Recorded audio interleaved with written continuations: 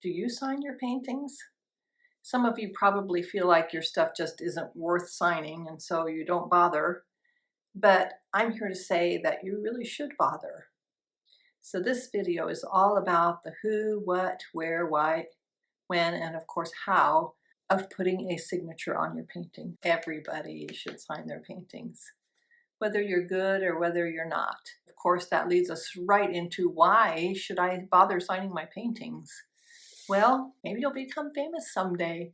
And if you do, you'll wish you had signed all of those early paintings because they will become valuable. More than that, it makes it yours. It gives you a feeling of accomplishment and a feeling of ownership of this piece of work. And that's a great thing to have. I'm not a lawyer, but it is my understanding that it also makes it legally yours. Not just the painting, but the rights to the production are yours unless you choose to sell them because you have your signature on it. Now, this does not mean you should use your legal signature on it. The one that you use for legal documents, for your checks, that one should not go on your paintings because identity theft is a big thing these days. It also gives paintings more value to have a signature on them. People want to know who painted it. People will walk up to paintings and find the signature to see who it was, and so it matters to a lot of people that there's a signature on it. I've just discovered a new way of putting my signature onto my paintings, so I'm kind of excited about it, and I'm going to show it to you later on. What should your signature look like? It should be legible. I know there's some artists out there that have crazy signatures, and they're well known, but they weren't at the beginning. I looked at a bunch of signatures and decided I liked that I could always read Norman Rockwell's signature. And so I made mine legible. What about if I'm getting married and my name's going to change soon?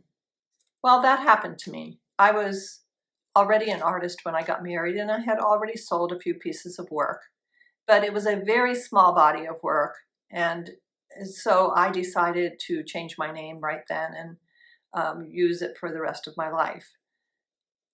If you already are famous, don't change your name. I mean, leave it that way. But if you aren't, and especially if you're young, and work with what people know you as right now.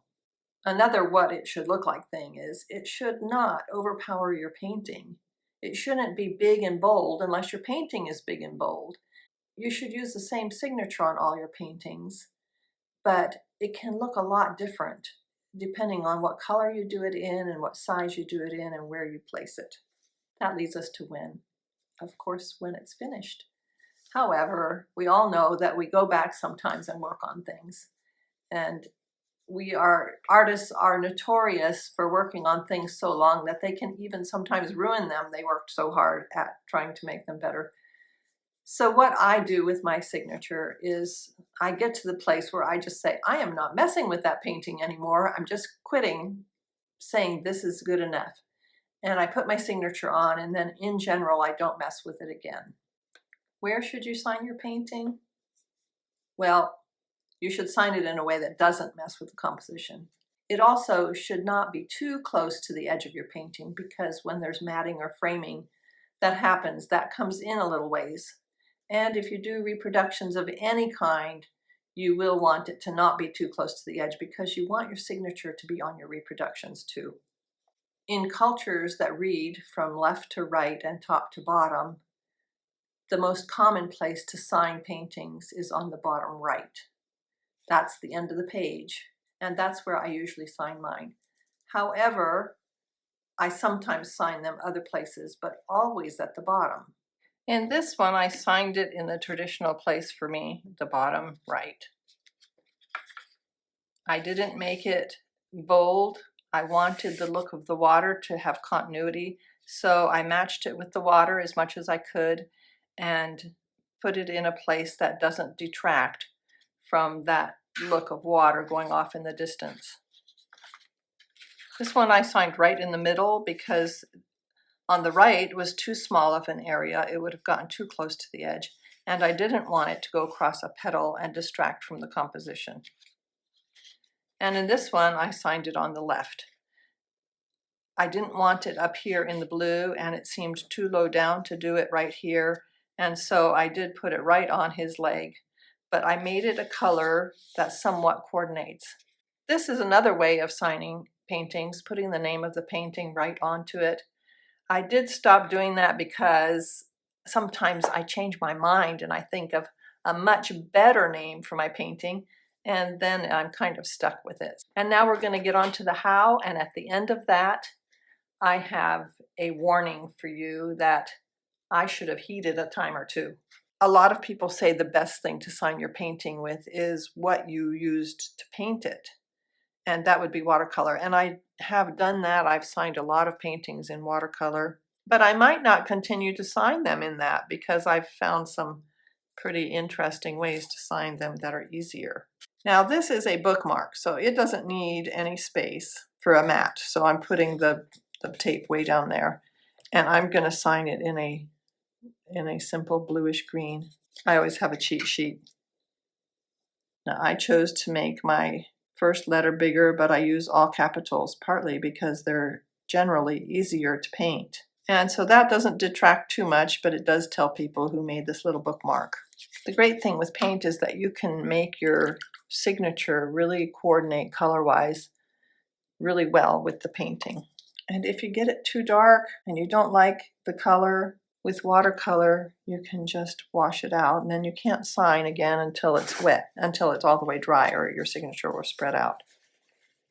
But I'm just going to move over a little bit instead. The disadvantages of painting it on are you need a steady hand and you need a brush with a good point, and it can get washed off accidentally. That has actually happened to me, that one got smeared, not washed off. When you're painting, you also can make your colors work on dark surfaces by adding bleed-proof white to your paint, and you can make a lot of different colors by doing that. The next way that I've been signing is with these fine line markers, and they are really fine. They work great. They're so easy to use. You have a lot of control. I'm going to choose to sign it above the daisy, which is kind of high up, but it'll be okay. And so I have all these colors of green, even more.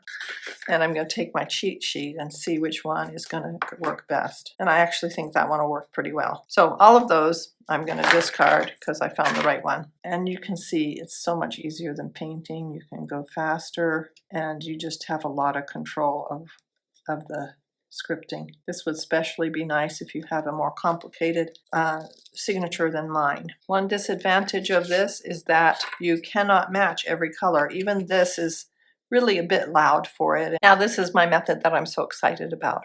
I haven't actually used this on a real painting, but I've practiced with it on a bunch of little things. You do have to stir. I actually shook it, and that seemed to not really make too many bubbles. I use a nib like this, and that might seem really awkward, but which it would be.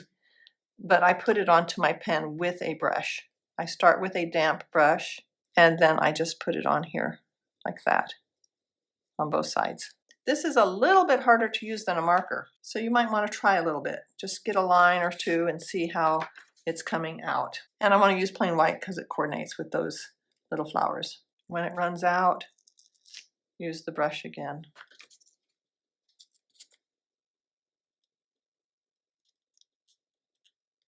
So see, it's not quite as fast as the marker.